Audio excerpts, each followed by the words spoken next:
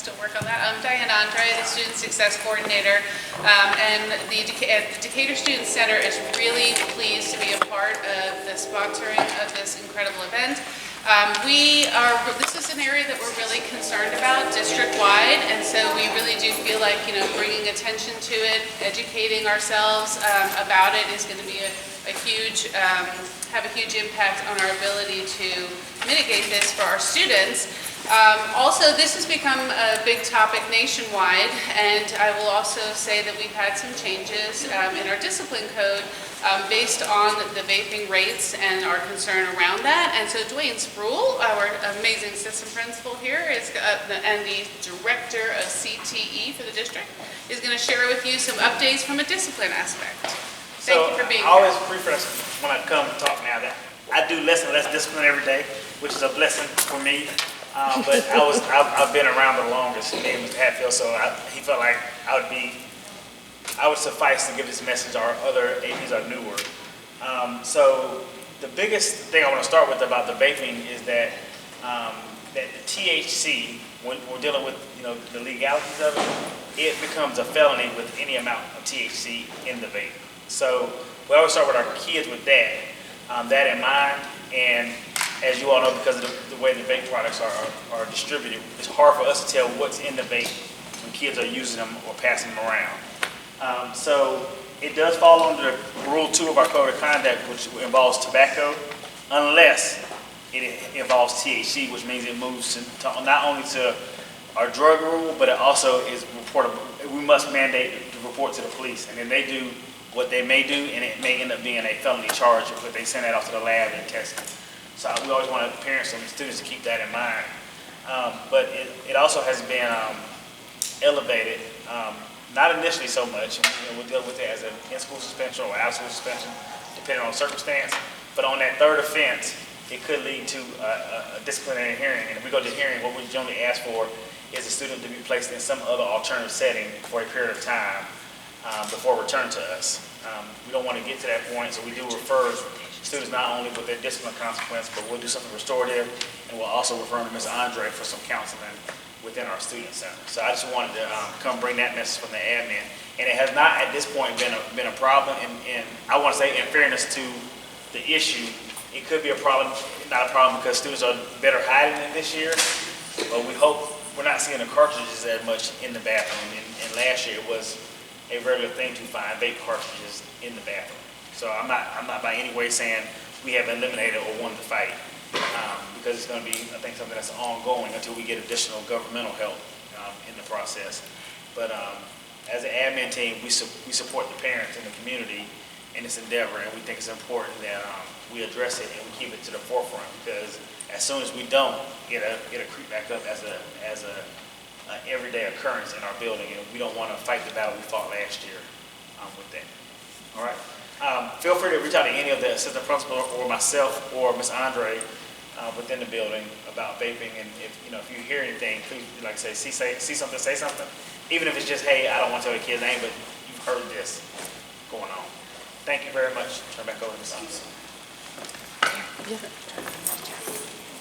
You had a question? Yeah. Yeah. Okay. You said that it won't elevate to the disciplinary repercussions under the third offense. What happens to the first one and the second? So the first one is kind of discretionary up to us. So I would say probably in-school suspension. It could be out of school depending on if a student's what we consider distributing, not just we caught you in the bathroom smoking, but you brought it and you're smoking it and you gave it to another student. So that could lead to an out-of-school suspension. And then also some kind of restorative conference, because what we're trying to get students to focus on is when we're dealing with issues, the amount of time that we're taking away from, i.e. a dual enrollment meeting or this meeting or that meeting to improve the school to deal with this discipline, whatever discipline it is, but in this case it would be vaping. So, but if it elevates to a third time, then it would be elevated. And we communicate all discipline to the central office once it gets to the ISS, OSS level. And ISS is in-school suspension, out-of-school suspension. We communicate with our district personnel, and then they kind of, we talk through what the discipline for this certain situation. So I don't want to be blanketed with any situation, but that's the progression. Any other questions? Thank you. Hello guys. Okay. I'm Terry Moore. Many of you have seen me before. How many of you have been to a speaker series event before? Okay, so we've got a lot of folks who've been with us before. I'm Terry Moore, and I'm actually the Executive Director of the Decatur Prevention Initiative, and we've been providing services in Decatur since at least '92, we figured. But about 3.5 years ago, I got a call late in the evening from the PTA president at the high school who said, Terry, we've got to do something. And this was a time when some things hit the news, hit the media, hit the YouTubes, hit the social networks all over the place. And we've got to do something about our kids, whether it's fighting, bullying, but also with the alcohol and drug issue. And that was the founding of the Decatur Parents Network. When they talked to me, I said, you know, there is a program that's being done nationally. It's called Safe Homes. So we have taken the Safe Homes model and tweaked it a bit to make it fit specifically for Decatur. And we have a leadership team that meets, but we also now have 380 parent pledge members and about 260-ish friends, which is really impressive in a community this size. And we're always looking for volunteers and help because even pulling off an event like tonight requires a lot of behind-the-scene man-hours. So we're always looking for different kind of volunteers. Even if you can't be in the building, there might be something you can help us with, please. One of our Parent Network leadership team members is with us tonight. This is Jen Walcott, and Jen is standing in for Joel Gould on the camera. This was one of those things that folks have called us about and asked us to do. In fact, we moved it up this year because there is such an urgency about the vaping. And I don't want the audience size to feel like that reflects how big of an issue this is in the community. Because this is certainly an issue in Decatur and around Georgia. And we don't always know what they're vaping. And we're hearing more and more scary things. And the person that I heard first present on vaping is Laura Searcy. And Laura is a pediatric nurse practitioner. She works with, you're still with Marietta Neonatology. She is also a member of the Cobb Cobb Community Alliance to Prevent Substance Abuse. There we go. Okay. She's kind of my counterpart in Cobb County. She was the president in 2017-2018 of the National Association of Pediatric Nurse Practitioners.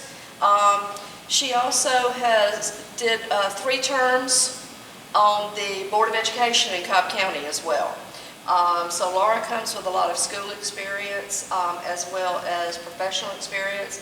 And now, we didn't have this in your bio, you are running the Georgia Tobacco Project, right?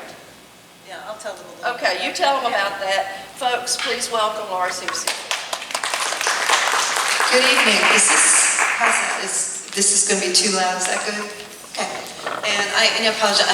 I did something stupid in July and broke my leg. Just walking, you know. He says I should make up a skateboard story. My husband Al was now my chauffeur for the rest of the summer. But yeah, I've been doing a lot of work in this space of youth tobacco initiation. And back in 2014, I was chair of my association's National Health Policy Committee, and that's when the FDA first proposed regulations on e-cigarettes. So I've been kind of doing this, and my involvement has gradually gotten deeper and deeper.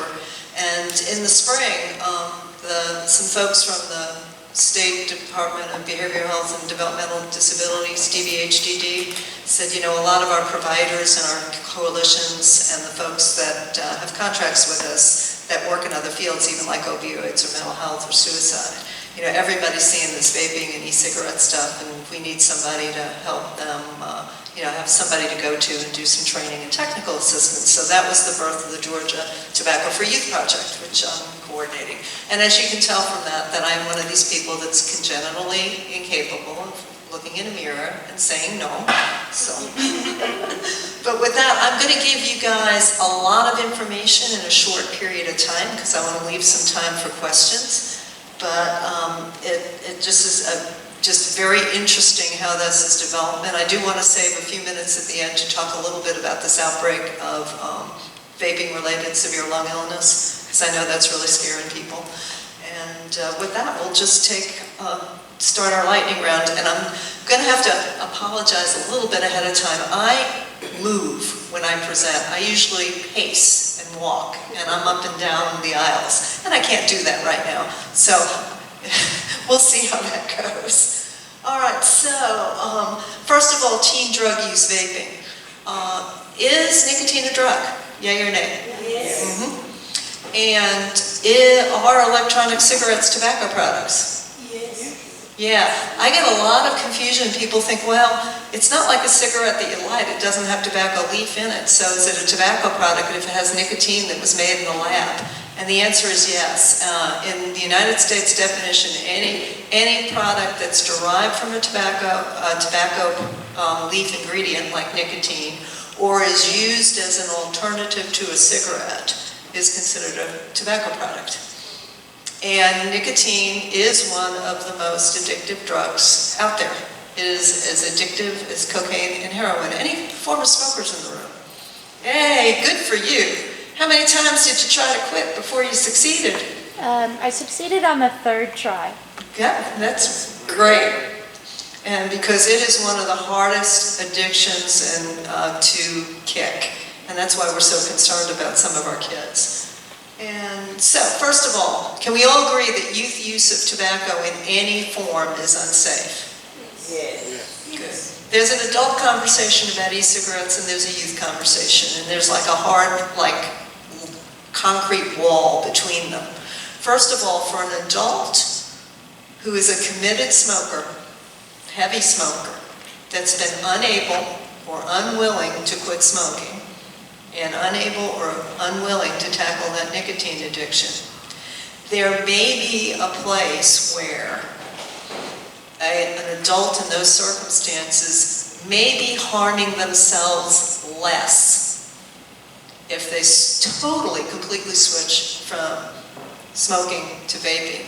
And when I say totally, completely switch, it's because there are less harmful chemicals in the electronic products. Notice I said less, I didn't say none, but they're of a whole different menu.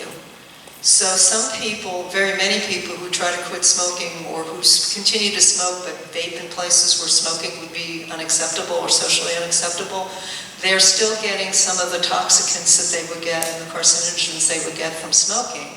And then on top of that, they're also getting some of the other menu of harmful components that they get with vaping. So if they're dual users, I'm not sure there's any harm reduction there. For kids, it's clear, and we'll discuss this, there is no harmless vaping, there is no harmless e-cigarette use. And a lot of that has to do with our teens' brains and how they're developing and their risk profile. So we know that tobacco is a leafy plant and it's got lots of chemicals in it, and it's the nicotine that leads to addiction. So what's the big deal about that? Tobacco use is started and established primarily during middle school and high school. 9 out of 10 smokers, and we've been studying smoking and cigarettes for 50 years, 9 out of 10 people who start smoking before the age of 18. 99% by the age of 26. So if we're going to stop the tobacco epidemic in the United States, what we're going to have to do is stop youth initiation. Now, back in the heyday of cigarettes, back in the late 40s, early 50s, about 45% of the adults in the United States smoked. And what we know is, anybody want to guess what the average age of initiation of smoking was during that time period? 10 to 12. 10 to 12 was when people usually took their first drag of a cigarette. And what we're seeing with the vaping is the vaping trends are starting to follow that trajectory. Initially, it was a young adult phenomenon. The fashion industry, the movie, the social media influencers, it was a hot, new, cool fad.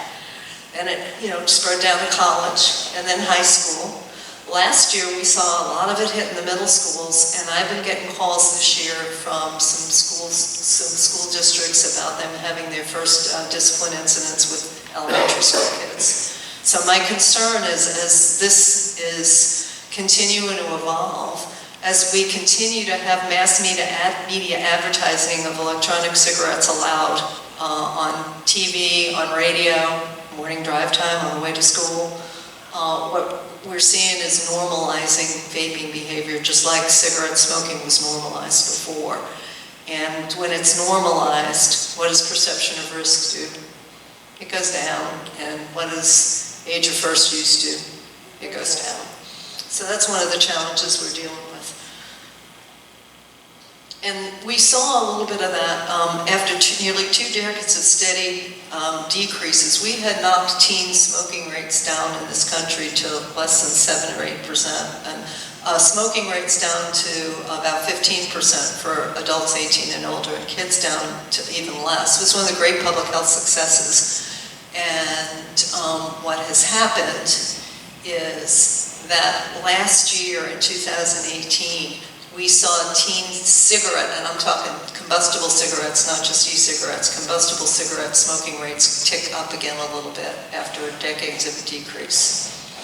And we'll talk a little, and the reason for that is that we're getting data now that kids who initiate tobacco use with e-cigarettes, about half of them will go on to use other tobacco products. And there's a whole variety of new novel tobacco products out there we'll go over. But that includes combustible cigarettes. So we're very concerned that the e-cigarette fad is going to become an on-ramp again for cigarette smoking.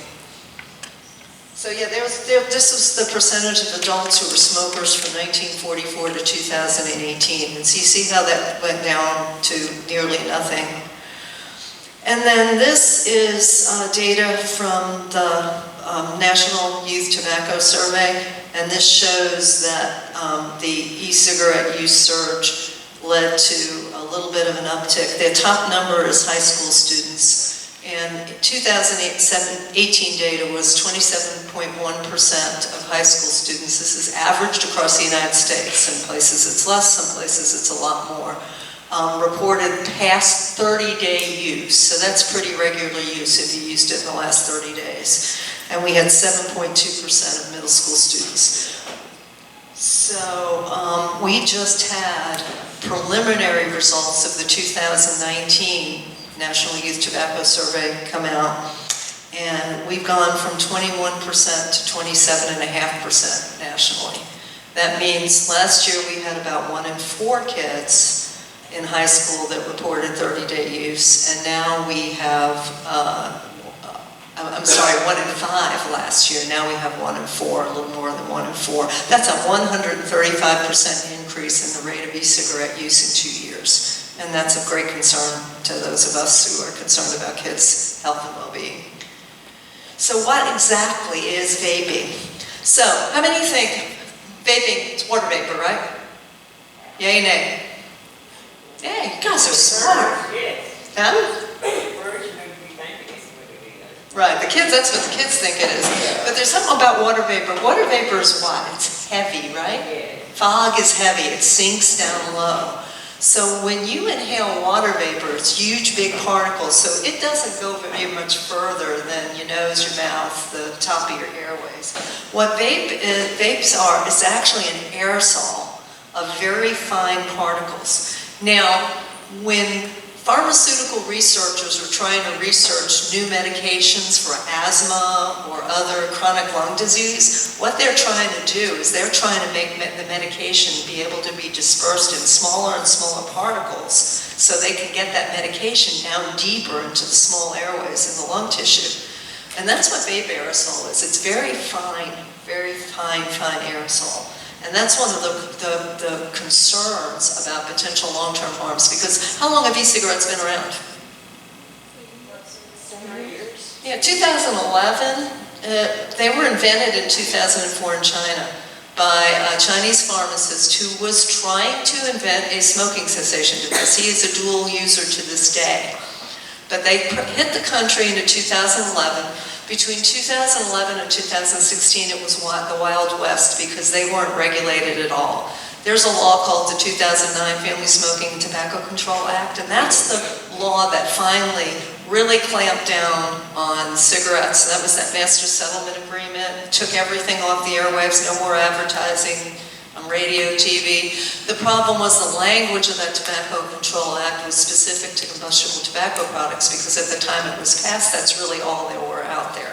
So that was the loophole that allowed the e-cigarettes total unbridled access to the market. And the FDA didn't propose the first beginning regulations where they set a legal age and some other restrictions. They proposed them in 2014. They actually put them into effect in 2016. But any products that came to market in that period of time before August of 2016 were grandfathered in and were allowed to be sold without having to have any kind of pre-market review, product safety, manufacturing safety review. And then that pre-market review was supposed to start in 2018 and 19, according to the regulations that were passed in 16. But the FDA decided in their wisdom to delay those regulations start date till 2021 and 2022. The rationale was that and this, a couple of years ago, this is before we had any real big evidence of some of the problems we're seeing with vaping now, but it was still untried. But their rationale was they didn't want to really overburden an entrepreneurial new industry that might have a product that could provide some public health benefit. And those of us that were children's advocates were kind of screaming, what about the kids? What about the kids? What about the kids? But here we are. So here's when I say the tobacco product landscape is evolving. The tobacco companies know that their future is not old-fashioned cigarettes. So we have a variety of products, including cigarettes, smokeless tobacco. Anybody know what snus is? No. Snus is making a resurgence. Snus is actually a processed tobacco product. Okay, none of these alternate tobacco products can be marketed as reduced risk products unless the FDA has proven them as reduced risk. But they're manufactured in such a way that they're marketed as to be to process tobacco in a little pouch that you put in your mouth, and that they're allegedly supposed to have less of the oral carcinogens than the smokeless tobacco. But again, there's no proof of anything like that. They've never been approved as a harm reduction device. You have biddies. Anybody remember the old cloves? Little flavored tobacco, shredded flavored tobacco, wrapped in flavored tobacco leaves. You've got Cretex or something very similar. I'm going to come back to the heated tobacco products in just a second. But you have your e-cigarettes. Especially now that we have our states where marijuana is legal, we've got our dissolvables and our edibles. There's also dissolvable and edible nicotine that's available in some places.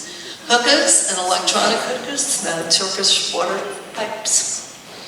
And obviously pipes, cigars, and cigarettes. Now the heat not burn tobacco products are something new. Anybody heard of IQOS? IQOS is an acronym for I Quit Other Smoking. It's a Philip Morris product that got approved for sale by the FDA in the US market. It didn't get any approval for safety or anything else, but it's a new spin on this stuff. It actually has shredded tobacco in it. And the good news about that is it will be regulated as a cigarette, not an e-cigarette, because it's a true tobacco leaf product. But you heat it between two ceramic, I almost think of it like a hair straightening iron. It's like a ceramic plates, and it's heated, and it's heated to the point where it vaporizes, but you don't light a match to it and burn it. So it allegedly has less carcinogens in it than combustible tobacco. So this is Philip Morris, the Marlboro Man product, okay? And it is going to be test marketed for the first time in the United States. Guess where? Atlanta. They're going to be opening a store in Lenox Square. Now, that was supposed to happen in June, we heard. And then we heard August. I haven't seen a sign of it yet. But again, this is another new sleek, modern, high-tech looking device that we're very concerned is going to be attractive to kids, even though it's a cigarette product and even though kids aren't supposed to be able to access it, but kids aren't supposed to be able to access Juuls either, So, and again, we talked about that, the balancing act of adult cessation potential versus youth initiation. And so far, we've seen very little adult cessation, adult benefit, but we've seen a whole lot of youth harm. So, there is no hard, there's an occasional little small study here or there. There is no hard, incontrovertible study, clinical trial evidence that e-cigarettes are effective as a smoking cessation device. Some people have managed to quit smoking using e-cigarettes, but the FDA-approved smoking cessation, like the nicotine replacement therapy, Wellbutrin, Chantix, are all proven to have utility. So this is all the studies that show that there's just not any evidence yet. There may be some that it's helpful, but so far we don't have any evidence that we can rely on that really says this stuff helps people quit. So what's in a vape? Because remember I said, not harmless, right? So what's in this stuff? Well, lead, like in a car battery. How about nickel, cheap jewelry? And you know why? Because when you have an e-cigarette, you have a battery that heats a metal coil that heats some of the e-liquid in an atomizer till it vaporizes. So it's hot metal coils, and when they're heated to a certain amount, sometimes those metal coils will, go back to physics, those metal coils will outgas particles. So you've got toluene, which is an ingredient in paint thinner, benzene, which is an ingredient in gasoline. And why benzene is used in the process of creating the nicotine component that goes into these products is, old-fashioned cigarettes. You lit one up for the first time, it was harsh, it burned, it made you choke, it was miserable. They've managed to change the acidity and smooth it out to the point where you get that flavored, moist vapor feel without the harshness of an old cigarette. That's why it's so attractive to kids. It's candy flavor, it goes down easy, and they get a little head rush from it. And so that's, why not? That was nice, let me do it again. Okay, you all know that there was a lot of attention to the big box stores about not selling plants that were treated with the insecticides that are harmful to the bees. And that's that same type of those, and I can never pronounce that, the nitrosounornicotine pesticides. Yeah, nicotinic. Well, it's nicotinic, again, it's not nicotine in the form, but it's, yeah. Cadmium, it's another component of batteries. Formaldehyde, what do you use formaldehyde for? Preserve dead tissue. Diacetyl is one of the flavors that's been linked to a chronic lung disease called bronchiolitis dissecans. Again, all the flavorings are FDA approved for use as foods, so to eat, but there's no evidence of any safety or harm or any knowledge about what happens when you take as you'll see, over 15,000 flavorings on the market. And each one of those flavorings is probably manufactured by dozens of different people who have different standards of how they manufacture it. And we have no idea what happens when you vaporize those and inhale the vapor. And of course, nicotine. So ultrafine particles, nicotine, heavy metals, and volatile organic compounds. Don't you want to just suck that down deep into your lung tissue? Yeah, I don't. So, that's why I asked my kids, did you agree to be a human guinea pig? Because that's exactly what we're doing in this country. We have an untested, untried product with very little regulation, no manufacturing standards, no purity standards, no accountability, a lot of black market products that are mimicking the successful commercial products. And we threw this stuff on the market in large quantities. And basically we're experimenting on them with our kids. Now, they weren't intended for use by kids, but we've known for years that kids are using them. And the evidence is we have kids using them in greater and greater amounts. And that's what I'm going to be asking the kids. You know, did you agree to be a human guinea pig? And the kids will be getting this tomorrow in 9th and 10th grade, guys. Yeah. So anyway, this is what an e-cigarette looks like. And they may have different appearances, but they all have these components. A battery, an atomizer that heats the liquid, a cartridge, and then a mouthpiece. They look like a lot of different things. These are the first generation e-cigarettes. Just look just like a regular cigarette with like an LED tip. You know, if you remember the first, I think blue was one of the first ones that was on the market. And they look just like cigarettes. Second generation are the ones over on the other far side here. And these are your tanks and mods. These create large amounts of vapor. In fact, I saw a guy, we parked outside the pizza place, I saw a guy taking a smoke break outside the pizza place with one of the tanks. And that's where you see people walking down the street with these bigger devices, and they emit a lot of smoke or a lot of vapor.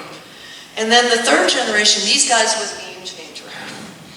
The pod-based systems. And the one that you see on your left is the Juul. The one you see on the right is another one of the popular ones. It's called the Swarin, S-U-O-R-I-N, the Swarin Air.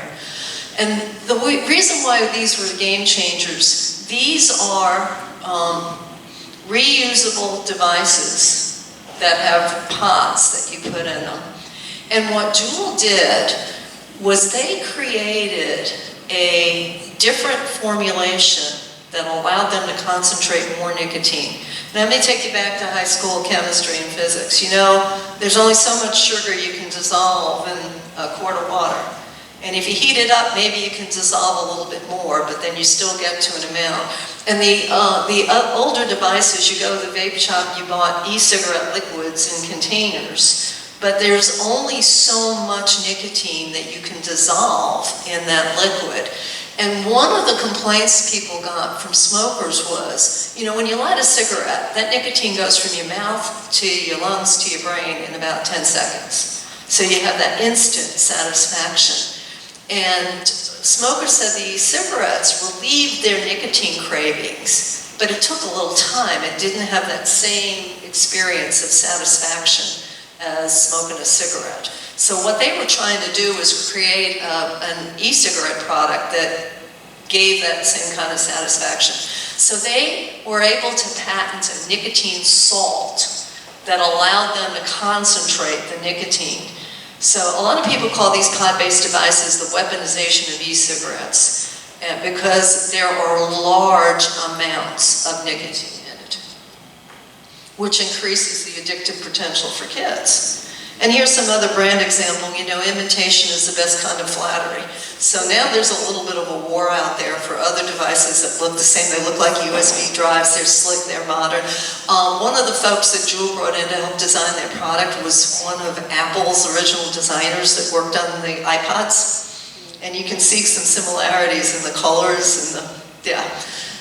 So these are all these products. And notice the next time you go into your gas station or convenience store, I see these posters on the doors all the time. It says Juul sold here.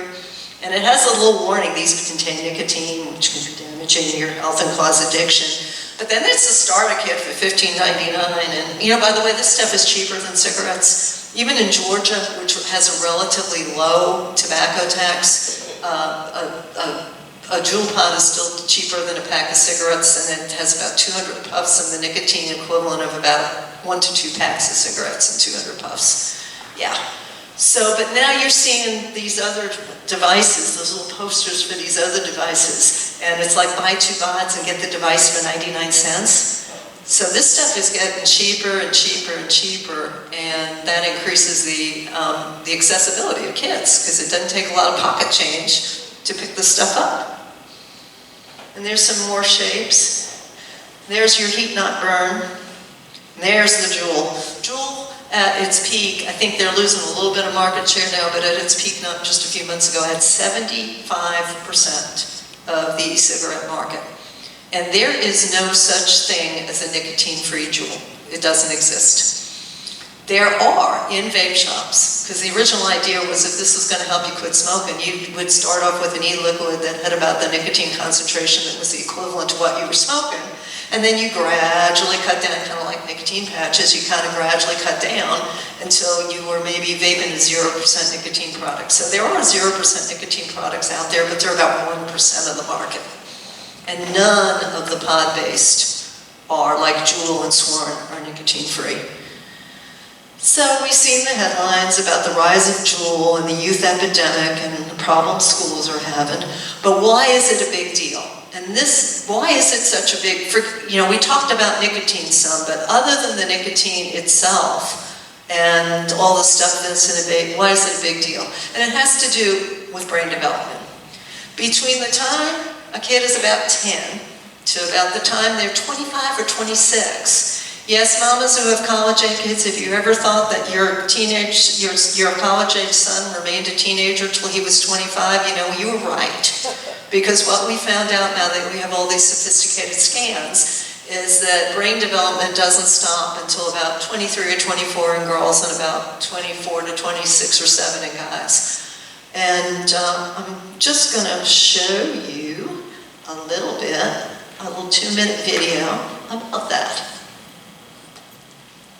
Oops. All right, now you worked. Right.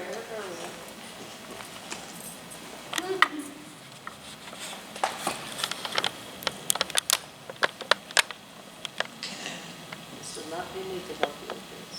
Yeah, I'm trying to figure out why I'm getting that screen.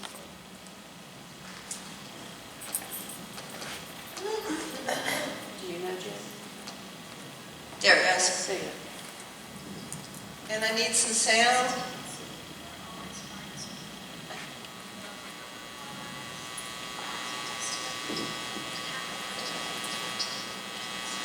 Cares if I took a joint every now and then. As teens, people are always telling us what we can't do. Do you ever wonder why that is? Why can't I stay up late? What could happen if I just play for 15 more minutes?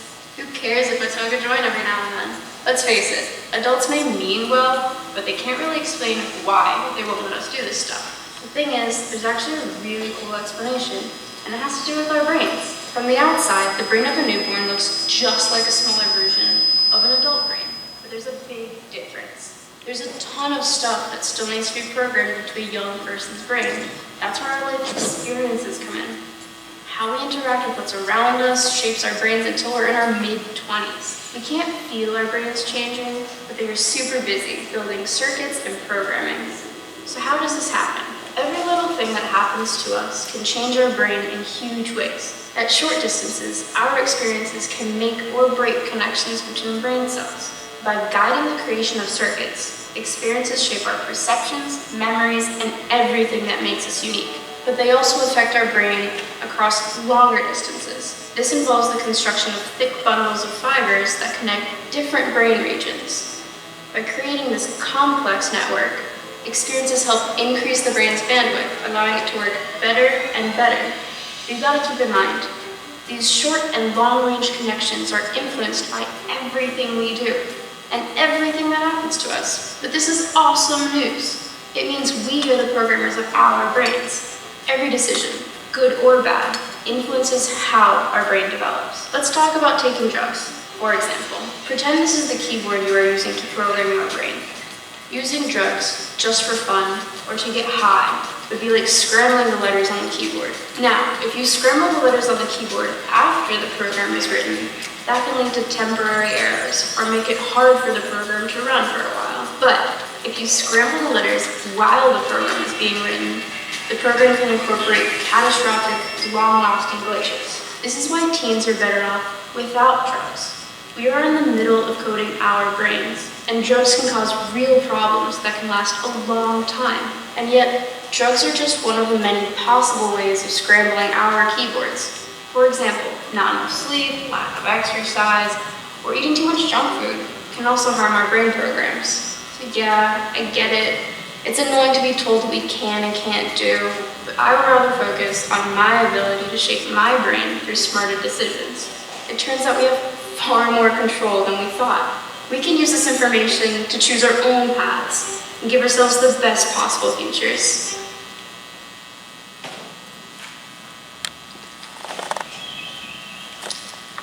And let me see how I can get it. There we go. So, very important about the brain developing. So what's some of the implications of that? Well, we know that the brain develops from the front to the back. And the teenage brain has been very often referred to as analogy as a car with a very fully functioning accelerator pedal and a very faulty brake pedal, because kids are impulsive. They're risk takers. They think the bad stuff is going to happen to somebody else. It's not because they're stupid. It's not because they're immature for their age. It's just because that's the way their brain develops, and that prefrontal cortex that does judgment and risk balance and all those other things just isn't functioning until they're older. Which is why when kids are at a point where they can't really project future consequences from current decisions, it's why we as adults need to try to help talk to them about this stuff and help them understand that this short-term fit in with the crowd or feel good isn't worth scrambling their brains and risking their futures. So it's really important that we talk to kids about that. And how many people think that just talking to a kid about drugs or alcohol can actually have an effect on preventing them from using it? Just having the conversation. Yeah, it's actually one of the most powerful protective factors that exist, research-based, just talking to your kids and letting them know you disapprove. Because they're going to do a good job of thinking that no matter what you say, they're going to do just the opposite. Yeah, but, you know, best kept teen secret. They're not going to admit it to you, but they really do listen to what they say, and what you say really does have an influence. So, why did this vaping thing in kids get to be such a big deal? Well, it has to do with a number of factors. It has to do with marketing, flavors, nicotine, culture, changing social norms and misperception of risk, and cost. So let's talk a little bit about those things. This is one of my favorite slides. This slide actually came from a presentation from the CDC from Dr. Brian King, who's the head of the section on smoking and health. And he says it's kind of like leading a horse to water and watching them drink. The advertising makes kids aware of all this stuff and makes them curious about it. The flavorings attract them to want to try them, and the nicotine keeps them coming back for more. 4 in 5 U.S. middle and high school kids are exposed to e-cigarette advertising, whether that is on TV, radio. They're exposed to depictions of cigarette and vaping use on TV, YouTube, Netflix. There was a study of the Truth. Yeah, everybody familiar with Truth Initiative? Truth Initiative has been around for a long time. They're the largest private nonprofit that is dedicated to ending the tobacco epidemic in the United States. They do a lot of social media research, a lot of social media marketing, and a lot of prevention stuff aimed at kids. Well, they did a survey of all the streaming video services, and guess what show had the most depictions of tobacco use of any? Anybody want to guess? Stranger Things. Well, we think that everybody smokes in that show, right? And it doesn't matter what tobacco product is being portrayed. That's why it doesn't impress me that Juul has stopped using young models and actors in their advertising, and now their TV ads are older middle-aged people that say, I'm switching, I'm trying to hurt myself less, and I'm quitting. Because it doesn't matter whether an advertisement is directly aimed at a kid or not. The fact that they're seeing this all the time normalizes the behavior. And kids are seeing it everywhere.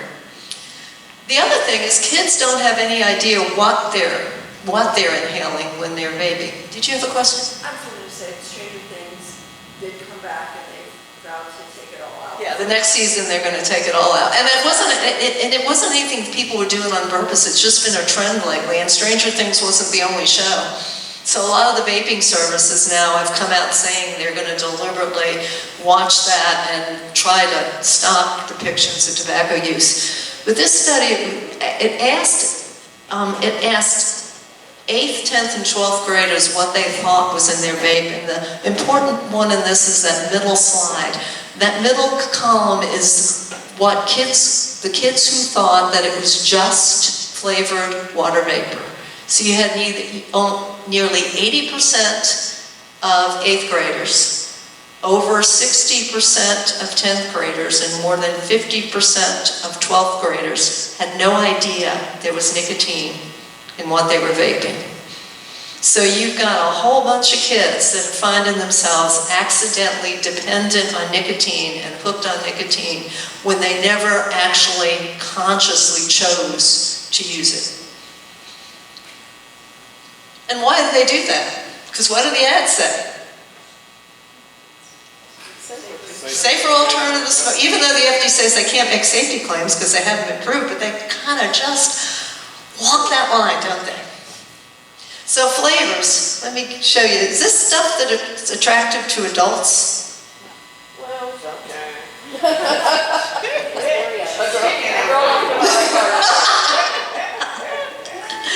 There are over 15,000 tobacco flavors and counting. And they have names like booger sugar, banana butt, Barney Pebbles, honey doo-doo, unicorn blood, fruity tooty, whatever. And FDA has been cracking down on this. A lot of companies were marketing them in packaging that look very much like ice cream cones, boxes of candy. You saw some of that, boxes of candy, other look-alike products. Very attractive to young people. And folks who used Juul flavor pods in the last 30 days, so they're illegal for under 21, right? So where'd they get them, right? 74% they said they got them in a physical retail location and 52% from a social source. So that social source is from their friends, other people's friends, unfortunately sometimes their parents. I've had parents who have said that their kids are really under a lot of stress, and if they use the e-cigarettes, if they use the Juul, it helps calm them down, and at least it's not heroin. I had a Decatur parent tell me, oh, well, this is just a nuisance. I'm not sure why y'all focusing on this. There's a lot of misconceptions out there, because a lot of people who haven't had any opportunity to get more information buy into the advertising. It's a safe alternative to smoking. It's just flavored sugar water. It's not going to hurt them. No big deal. If they're going to do something, let them do something that's harmless. The comment was, well, anybody ought to know that sugar water doesn't increase anxiety. So, now I talked about the nicotine content, the Juul. How much is that? 59 milligrams per milliliter. So that is at least the equivalent of nicotine in a pack of cigarettes. 1 Juul pod, 200 puffs. 1 to 2 packs of cigarettes. And why you have to say 1 to 2, it's variable because it depends on how heavy somebody inhales it, how often they're puffing on it. And it's hard to make it equivalent to cigarettes because, when you light a cigarette, you're not sucking on the cigarette all the time. Sometimes it's in your hand, sometimes it's on the ashtray. So it's really hard to get those equivalents. But my nightmare is a bunch of 14-year-old boys sitting in somebody's basement playing Fortnite for 10 hours, passing around their Juuls the whole time. I did a presentation like this down in where was I? A little bit below Warner Robins. And there were some college kids there. And it was a community presentation, adults, college kids, some healthcare professionals. And I noticed this one college age girl in the front row that was like, her face was getting really serious when I was talking. And I asked her after the presentation was over, did I say something that disturbed you?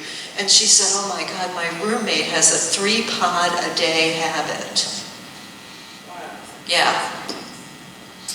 By the way, this is 3 times the nicotine concentration that's allowed to be sold in the European Union and Israel.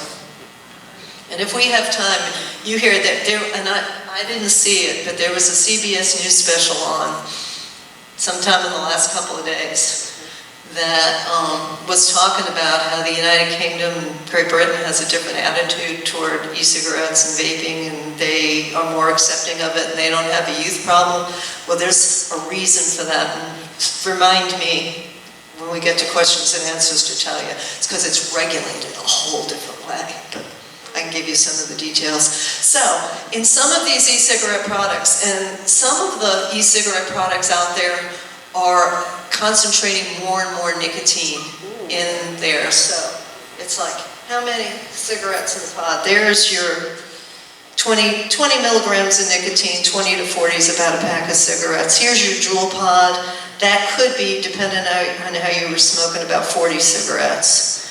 Fix, which is another high dose. There you go. And there's a black swan out there. I haven't seen it much, but that's like the equivalent of 90 cigarettes. Yeah. Lots of nicotine. And why is this a concern? There is a heightened risk of addiction in adolescents. There's a heightened risk of addiction in adolescents to any drug. Because their brains are mature, since their risk and reward system and those neurotransmitters that government are immature, it takes less of a drug and less exposure to a drug in order to create a situation where you have addiction developing in a kid. So activities that increase dopamine are really reinforcing. Where do we want kids to get their dopamine?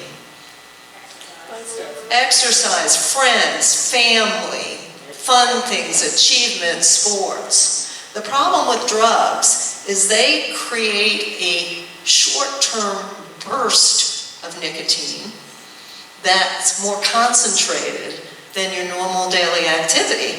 And like anybody else, kids, well, hey, that felt good. You want to do it again.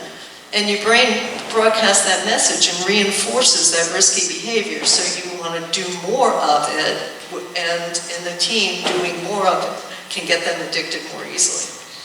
So, and another thing, adolescent brains, again, this is just development.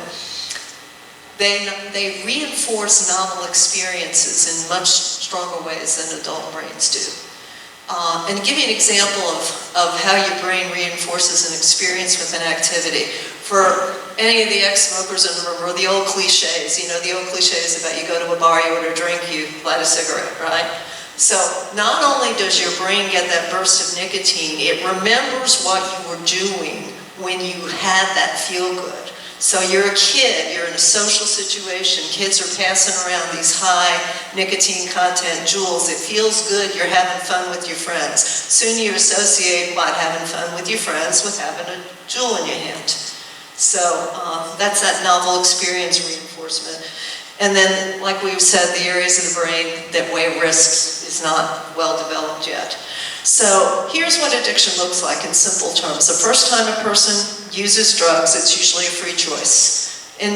But for kids in vaping, often it's not, because they don't know they're using a drug. But repeated drug use causes changes in the brain, and that drives a person to be obsessed with seeking out their next experience with that drug. And as addiction progresses, they're seeking that experience more than they're caring about anything else in their lives. It's diverting them away from friends, from school, from band, from sports, from youth group, because they're getting just obsessed with, where am I going to get my next rip or my next jewel, And then that obsessive behavior continues despite negative consequences. And because this is an addiction situation, do you think grounding your kid and taking away his jewel is going to solve the problem? Right, that's not going to do it. So it's a different animal of an issue. So what do we know about nicotine in the brain? Nicotine, like all drugs, is addictive, but nicotine can have negative effects on attention, learning, impulse control. It can increase risk of mood disorders, depression, and anxiety. And more importantly, it increases the risk of other substance use. We are pouring billions of dollars in the United States, as we rightly should, to combat the opioid epidemic. But if we've got kids early initiating the use of drugs that are programming their brains in the direction of addiction, what are we doing to our risk of having more opioid use disorders in the future? Or meth, or alcohol, or anything else? So what does the brain do? What does the nicotine do, to the body? So we know it rewires and changes the brain. It makes your heart beat faster. That dopamine gives you that flight or fight response. That's that stress response, right? What do we know about chronic stress? Do you really want to be up in that fight or flight response all the time so it becomes chronic? But then you're using the nicotine to what? Help manage the feeling of being stressed and anxious. Trouble breathing, damage to lungs, and it has blood vessel effects and GI effects like increased acid reflux, indigestion, things like that. So those are all effects of nicotine. And we do know now, we have multiple studies that clearly link nicotine and other drug use. Individuals who meet the criteria for nicotine addiction have higher rates of current alcohol use, marijuana use, misuse of prescription drugs, current use of any other drug, and meeting the diagnostic criteria for a drug use disorder. Does anybody in this room know an individual who sought treatment for a drug or alcohol addiction that didn't also use tobacco? Anybody? Did not. One, huh? That didn't also use tobacco, because you find the co-occurrence of tobacco use and nicotine dependency as a coexisting condition with the majority of substance use disorders. And it's kind of like what came first, the chicken or the egg, and that's not an easy thing to answer. Another safety issue, the batteries sometimes explode. And the batteries sometimes explode. We've had serious burns. We've also had a couple of deaths. There was a death one time, not too recently, where a battery exploded and a piece of metal dissected a carotid artery. Not common, but the emergency rooms see this stuff all the time. So much so that the FDA has a whole bunch of stuff on its website about how to safely handle your batteries, how to safely charge them. Nicotine is toxic. It can be absorbed through the skin and the mucous membranes. This is something that kids don't think about, or a lot of adults who modify their devices don't think about, because when you're handling highly concentrated nicotine liquids, you can absorb them through your skin. And that chart that you see is poison control data for how many thousands of calls. The peak was in 2014, and in vape stores, any e-liquids now have to have a child-proof cap. And we saw a little bit of a decrease, but those nicotine toxicity calls are increasing again. And a lot of times it's kids under the age of 5 that are thinking that they're getting into these fruity-looking packaging that think it's candy or juice. So what are the laws in Georgia? The law says it's unlawful for anyone under the age of 18 to purchase or possess any cigarettes, tobacco products, tobacco-related objects, alternative nicotine products, or vapor products. And it is also illegal to possess any of those tobacco and vapor products within 500 feet of a school. So that's the laws in Georgia. It's under 18. A lot of states are increasing that legal age to 21. So what can we do to reduce youth access and use? One of the things we've got to do is we've got to educate ourselves, and we've got to talk to our kids. The biggest thing we need to let kids understand, of all the slides I showed you, what one disturbs you the most? To me, it was the percentage of kids that don't understand that they're using nicotine. So we got to let them know. We need to prohibit e-cig companies from making unauthorized reduced claims. Stop saying that help quit smoking. Stop saying it's harmful, that it's harmless. And another thing with kids don't understand addiction. They think, well, it's not a big deal right now. I always can quit later. And some of the ads reinforce that. So this is the take-home message. Most e-cigarettes contain nicotine, causes addiction, can harm brain development, and lead to continued tobacco product use among youth. So we want our kids to make a smart choice. We want them to be smarter than to succumb to the slick advertising designed by companies with greedy people in them that just want to get their hands in your kids' pockets for life, right? So we want their health, then we want them to know their health and brain are too important to risk. And I just want to mention, I could do a whole nother 20-minute talk about vaping and marijuana use, but let me just tell you this. There's about 50% of the kids who use e-cigarettes on a regular basis also use them to vape marijuana. Often they don't know it. Tell your kids never to take, we call it a hit, they call it a rip, off of any vape pen, Juul, or e-cigarette device that somebody gives them at school or in a social situation, because they have no idea what's in it. They don't have any idea whether it's a commercial product, a black market product, or a marijuana product. And some of the marijuana vape pens out there in the states where marijuana is legalized, like anything else, if you use a drug for a long period of time, what happens? You develop a tolerance to it, you need more of it to get the same effect. So there has been a market for stronger and stronger combination marijuana oil vape pens to help satisfy the needs of chronic marijuana users in recreation legal states. Some of them have up to 90% THC. Now put that in the brain of a kid who's marijuana naive, and like many other kids, they're going to hit the floor, they're going to have seizures, they're going to be transported to the emergency room, they're going to be in big trouble. Okay? So, and there's just negative effects of marijuana. Now, what do you want to do? There's an organization called Parents Against Vaping E-Cigarettes, or PAVE. It was started by 3 moms up in the New York, New Jersey area. I've had the privilege of meeting all of them. They're wonderful, committed people.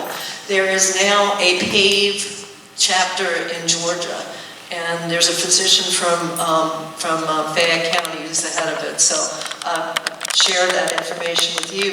There's also a youth nonprofit called Attention to Prevention, and it's actually Dr. Henau's sons, and they're the ones that got her involved in it. And they have a program where they're recruiting ambassadors in every school to help spread the word, because kids are going to listen to who? Peers or adults more?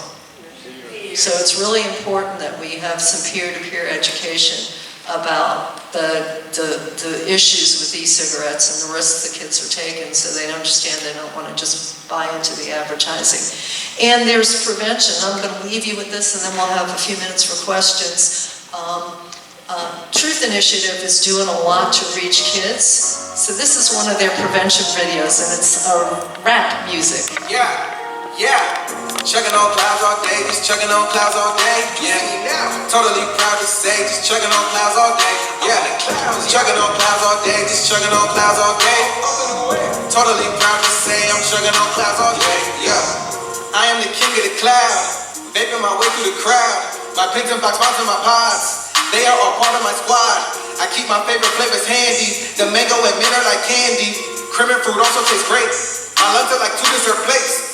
I like these sweet liquids that taste. They make me feel like a babe.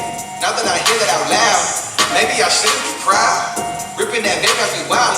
But why do these all look so childish? Hey yo, cotton candy? Keep going. Gummy bear? I'm 23, Brad. Everybody loves candy. I don't know how I feel about this, bro. Mango mint? That sounds delicious. Let's roll. Keep rolling. You're the king of the clouds. No way to escape it. I guess I'll keep vaping. I will. And when I do tricks out, still videotape. Okay. Chugging on clouds all day, just chugging on clouds all day. Smoking my life away. Something hits like foul play. My pin's mightier than a sword. I light it up when I get bored. Always thinking about my next hit. My efforts to stop don't affect it. All of my haters, they envy me. Say I'm sucking on a USB, but there's no stopping my vaping spree. I got this on lock, but it's hard to breathe. Hold on, this one out. What now? The 2%. Hey, Brad, you got charging, bro? Real quick, just whoop whoop, real quick, just charge him up. I don't have that adapter. She ain't got one? Ask her. What does it look like? It looks like a plug. Goes into a socket. Maybe the haters are right. Look at these bright color lights. It kinda looks like a toy thing, and vaping all day gets annoying. These pods are insane, yeah. Am I too cliche? Yeah. I thought I was Gucci. Now this all feels lame, yeah. Chugging on clouds all day, just chugging on clouds all day. Wait, what game are they trying to play? Can't seem to pull away. No. These E6 trying to be slick, but I think they are making me sick. Since vapors come onto the scene, I've been a human folk machine, but I never thought to ask, why's my heart beating so fast? This is all frankly concerning, and now I've been doing some learning. Pulling fat rips from your heaters makes my immune system weaker, and addiction to nicotine changes your brain chemistry. Can damage blood vessels, contains toxic metals, and has some other nasty chemicals. Chugging on clouds, no way, done chugging on clouds all day. It's time to walk away, done chugging on clouds all day. Yeah, chugging on clouds, no way, done chugging on clouds all day. Yo, they paid you to do this? It's time to walk away, done chugging on clouds all day. Yeah. I'm done with this, man. Well, just finish the track. I think I'm gonna get some self-help, do like a 5K run or something. Get these tattoos off my face. That's what I'm gonna do. No. Oh. Can you rap?